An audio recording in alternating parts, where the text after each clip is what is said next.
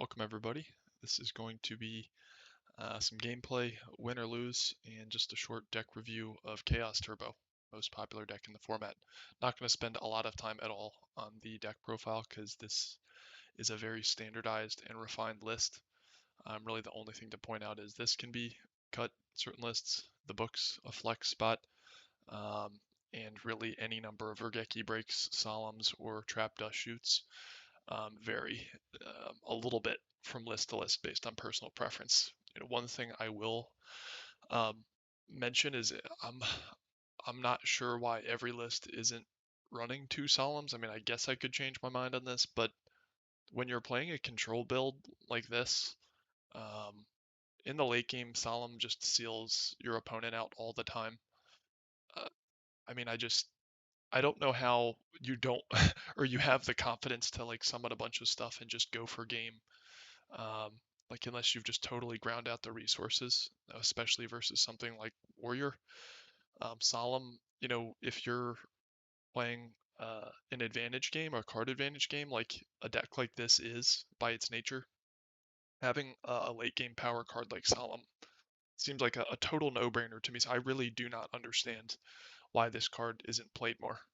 I know if you're forced to use it early, it stinks for aggro stuff like Warrior, but I mean, you really shouldn't be putting yourself in a situation to be forced to use it early. That's the skill part of the card. So again, I just don't think, or I think it's a card that rewards strategic good players, um, and the easier cards to play like Jar of Greed um, are going to score you more wins if you're not very good. And I'm not very good, but you got to get better. And I think Solemn's a higher ceiling, higher skill cap card that's going to pay off a lot more than something like a Jar of Greed over a long enough sample period. So that's the only thing I really wanted to talk about. I mean, the other contentious belief is the trap dust shoots. These are finding their way into main decks all over the place, especially because we're going to be playing on ladder. I don't really think that's correct. There's just not going to be a concentrated, um, enough showing of Chaos Turbo. So that stays on the side for this point. I'm not going to go into the side. This is a very intentional side, and there's actually a lot of thought that did go into this, but it would take me quite a while to go into how this side is constructed and why. So that is, at this point, going to be for another video. We're going to jump in, get a game, and see what happens. I have not played Turbo in a while, so we'll see how this goes. Well, I played like one or two games last night, but like in the grand scheme of things, I haven't really been playing this deck. I've been trying to get good with Reasoning Gate, which is significantly harder, but overall probably a worse deck. It's less consistent, and the builds aren't really all that refined yet.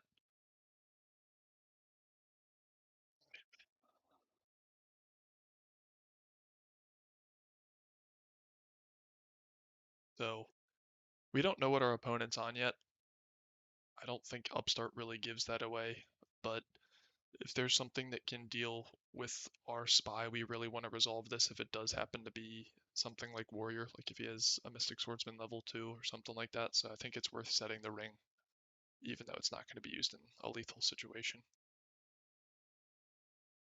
This hand it's pretty bricky. I mean, we have two Chaos monsters. Okay, that's fine. We have two Chaos monsters in the opener, and no real way to get lights in the graveyard. So, whoops. Looks like he's on turbo at this point. So we haven't seen Mirror Force, so I don't think it's really worth committing both of these to attack at this point. It'd be nice to get in for some extra damage here, but I just don't think we can afford to lose two spies to a Mirror Force.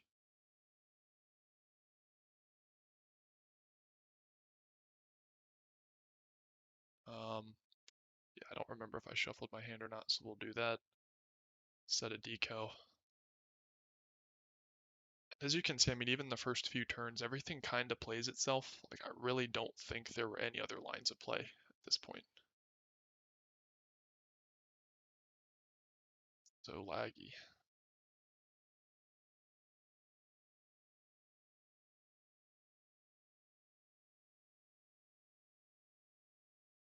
Oh my gosh, it's so laggy. I can't even. What did he discard? Okay, do we have a way to deal with that? We have ring. I don't think it's bad to set Knight Assailant. Um, we take the 16, I think. Although we do have a flip in the grave, so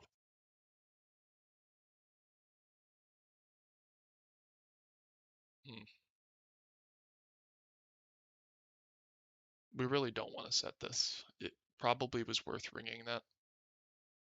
I was caught off guard because of the lag, and this guy is playing while I'm still searching my deck, which is pretty rude. Like, give your opponent time to resolve your nobleman of crossout. Like, that's very rude to just like start pitching stuff and declaring and targeting while I'm still in my deck. Um, hmm. We're not going to tribe and kill our own tribe just to get something back. Uh, we misplayed. It's no big deal. It's just an extra 16. We're going to set this and pass and hope we draw a light. I don't think it's ever worth discarding this just to get a light in the dark to get this live.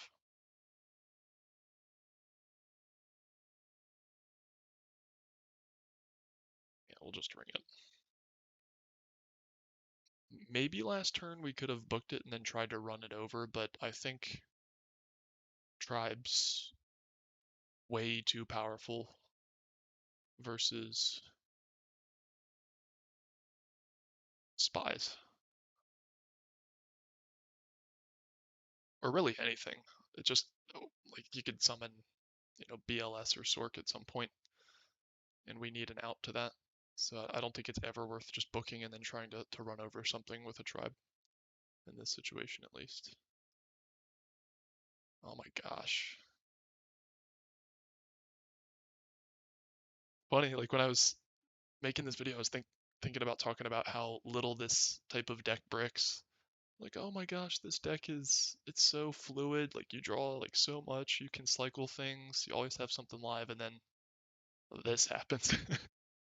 uh, don't think there's any real reason to do anything here. We could try to poke and proc a spy. I think we actually have to do something. That could be anything. The only good thing we hit is a spy. Or if we hit Faith, we're really not that upset at this point. If we hit Sanguine or Serpent, I don't think it matters. I mean, let's just give it a shot.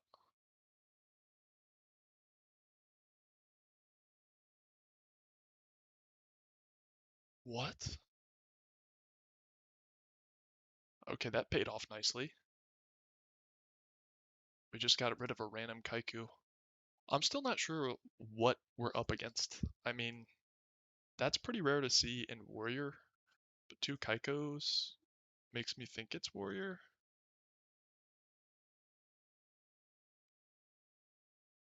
That's all bueno. Almost definitely gonna book this.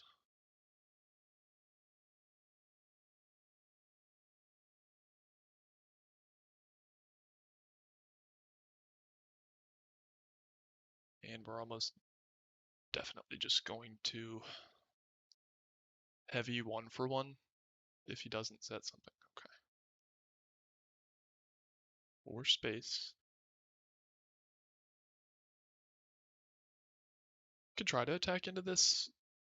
I mean, if it's a spy, we get a big payoff. I doubt he would set a spy into a tribe, so it's probably not worth doing that. In addition, a bird in the hand is worth two in the bush. So I think we just take the free kill. And I think we heavy here. It seems like most of his stuff is probably going to be chainable, and I don't really see any indication that he's warrior if he's setting this much. And we can bluff with this and do a end phase space. So I think, strangely enough, space has a lot more utility. this point in the game. Get that Kaiku out of here.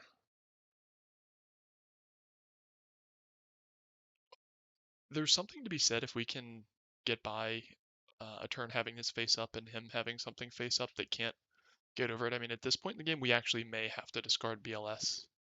We're going to have to start getting turbo monsters out, or not turbo, chaos monsters out. And this hand is just a total brick.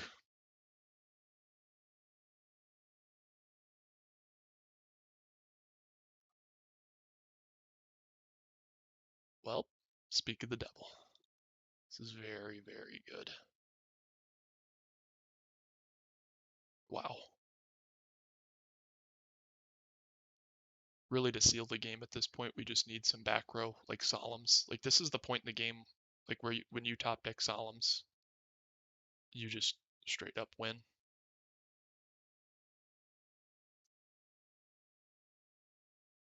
I could OTK here, potentially. But let's see what this face down is. Faith. So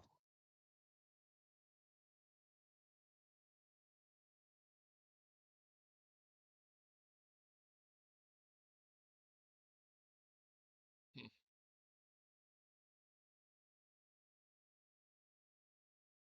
we actually can OTK. So we have to play this smart. We have to fail to find first, because this is a mandatory effect. If we just discard this and kill this off, which we're going to do, then we're going to have to bring it back, and we're not going to have an extra dark in the grave, since we would have to bring back the spy. So we have to be very careful with ordering here.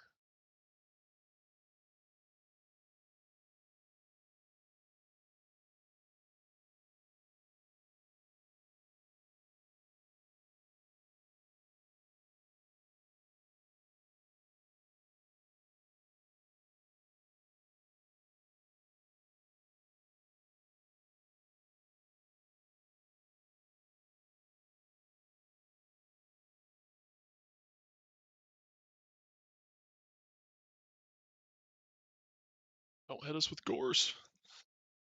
Okay, so we saw Faith's, Kaiku's, Nobleman's, Regeki breaks, or a Regeki break. So I think this must just be some sort of teched turbo build.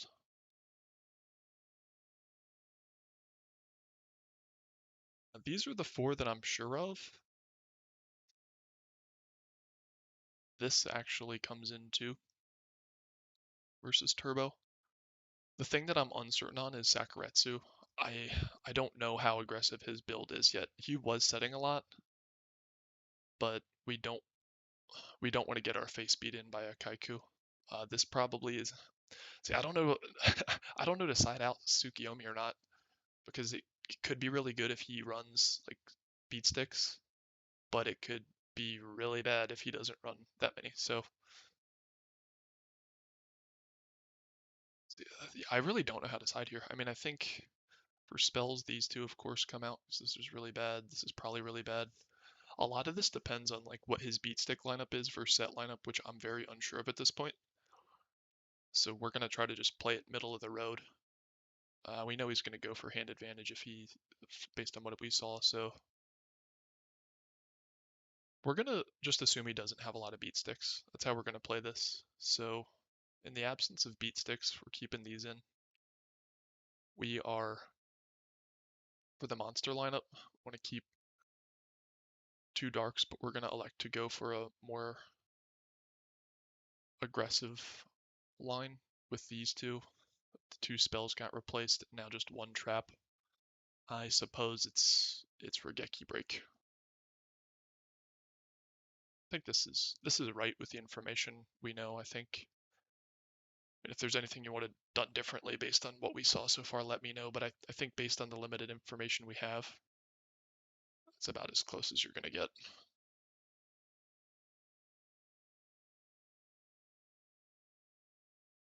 Really stink if he hits our duo. And he's I should stop talking. Hmm. Oh, this stinks. He's gonna set something, and we can't afford to have him resolve a faith, so we're keeping mind con. GK Spy. We're gonna have to get advantage somehow. I mean, I think this is. I think this is. We're behind right now, so I don't think this is gonna do enough, and we don't have any discard effects. That doesn't feel good, since we're probably gonna top deck the other one, but or draw the other one at some point in the game, unless it's a very fast game. But we can come back if this is a faith, which probably is the right play to. Yep, was it a faith? Let's go to the replays, and that'll be the end of the video. Am I blind? Did I just scroll past it? I always forget where this is. Dual records. It seems like too low in the list. Wait, is it not in here yet? It's not. Okay, that was a faith. I'm almost certain of it. So that is the gameplay. Maybe these shorter videos will be a little bit easier to watch. Hopefully, it can take one or two things away from it, whether or not it's the side decking, trying to read their deck, or just when to shotgun for things or any different plays that were made. Leave a comment and like and subscribe if you thought it was helpful. But for now, take it easy.